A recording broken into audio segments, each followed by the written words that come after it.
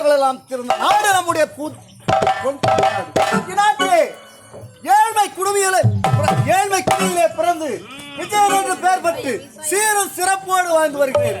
இருந்தாலும் எனக்கோ இப்போது தந்தை. நான் அயல்நாடு சென்று பட்டப்படிப்பு முடித்து தாயகம் திரும்புகின்றேன். என் தந்தையை காண வேண்டும். அப்பா